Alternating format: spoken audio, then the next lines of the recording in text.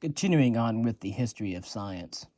Concerning periodization, the transition period is marked by the liberation of the quantitative. Between 1770 and 1830, new types of experts who relied upon special training and met much higher standards of knowledge and performance than most savants of the Republic of Letters quantified parts of physics, systematized chemistry, made a comparative natural history, spurned romantic science or natural philosophy, deployed the lightning rod and other science-based appliances, and contributed to an ever-widening range of professional journals. During the transition period, professional societies for individual scientific disciplines first appeared.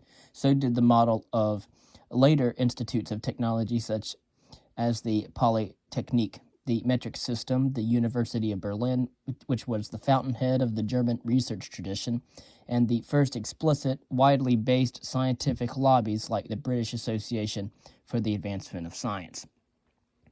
We divide modern science into three sub-periods. The first and longest, the classical science of 1830 to 1915, introduced the great substantive syntheses in the physical and the life sciences, the laws of thermodynamics and electromagnetism, evolution by natural selection, relativity, the electron, the cell, and the gene, traced the history of life on Earth, and multiplied university research institutes, engineering and medical schools, and the bureaus of standards.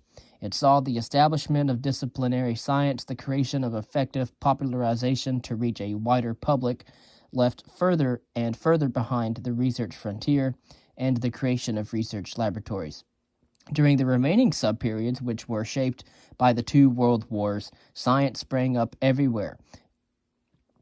From 1915 to 1945, we find a new indication of new funding mechanisms, the radical reconstruction of classical physics, the partial reduction of chemistry to a branch of physics, and physics to a branch of engineering, new injections from mathematics, the teachings of the fruit fly, the rise of biomedical sciences, the multiplication of industrial research laboratories and high-tech inventions, the intrusion of natural sciences into social sciences and humanities, as well as the spread of European science to new centers and new groups in old centers. The globalization of Western science, the third periodization from 1945 to 2000, saw first the Americanization and then, after Europe, the Soviet Union, and Japan had recovered from World War II, the globalization of science. Also, the hegemony of high-energy physics, the physicalization of the biological sciences, for example, see molecular biology, the synthesis of physics and geology and plate tectonics, the introduction of the computer, travel to the moon, see also space science, a vast expansion of industrial and military research, the continuing geographical spread of Western science, the widening of opportunity to become a scientist in Western societies, and the theology of the Big Bang. Modulations by region and subject. The periodization just delivered is normative, not Procrustean. All parts of science everywhere did not advance in lockstep. For example, Italy preceded and then trailed France and England during the scientific revolution, and metropolitan centers were almost always in advance, that is to say, further along the normal periodization of provincial and peripheral areas. The causes of advance or delay range from the chance appearance of a gifted leader to long-term historical processes. The gifted leader was particularly effective before the 20th century. However, when the cultivation of natural knowledge and the practice of science does not involve many people, a singular individual more able than his peers can be disproportionately consequential. As the scientific enterprise grows, however, the peculiar talent and personality of an individual, say, for example, Archimedes, however decisive on a local level, cannot thwart or deviate general trends. Science, like most other social activities, does better when encouraged. Until the middle of the 19th century, and with the exception of astronomy, encouragement did not require much money. If a society set some prestige or a reward on the study of science, science had students. The retardation of Italy and the advancement of England after the year 1660 may be assigned to differential encouragement. In Italy, for example, the Roman Catholic Church, though a sponsor of learning, inhibited the development of modern subjects, construed as detrimental to faith, whereas in England, the same subjects were promoted as useful to the arts or helpful to religion. The differential encouragement in this case is explained by differences in the organization, doctrine, and power of established churches. See also religion and science. Another type of encouragement is competition.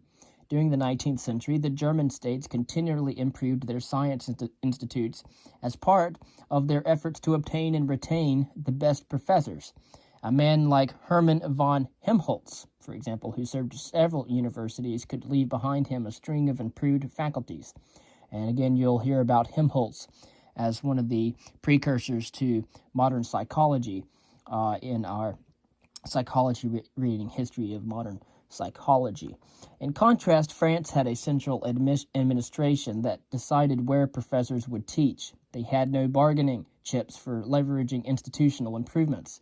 People went to the provinces when sent, and if ambitious, angled to be called to Paris, where if they were successful, they would accumulate professorships and other academic posts.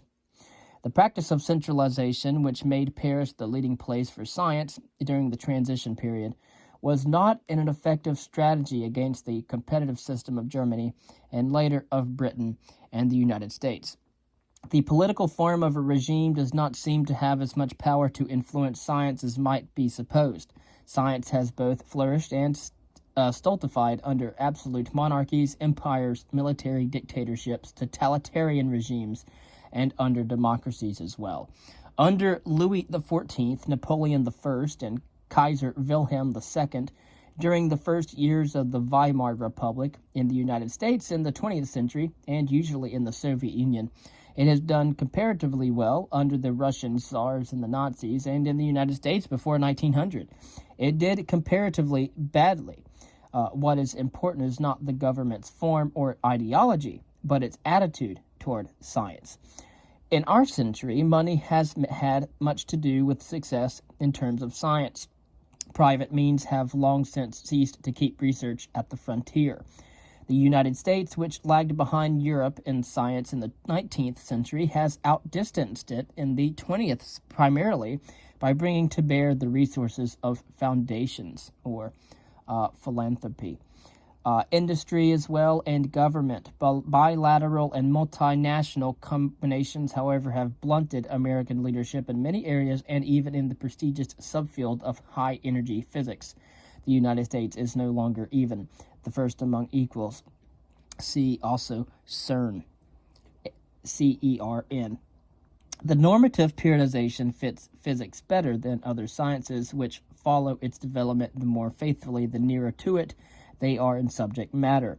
For example, chemistry was influenced by its ties with practice much earlier than physics. Astronomy and human anatomy, which deal with well-defined and restricted phenomena, acquired a high level of exact detail long before physics did.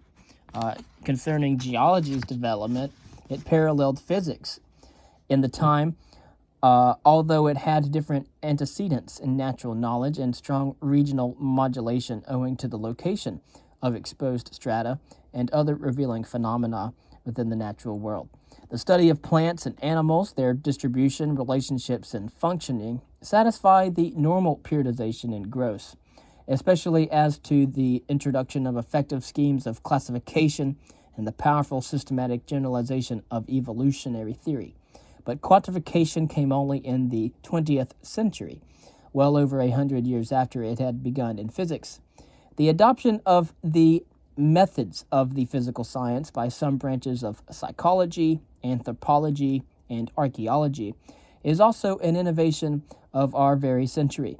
We also make very clear how and why the development of these several sciences follows or can sometimes deviate from the normal timing in articles under their names.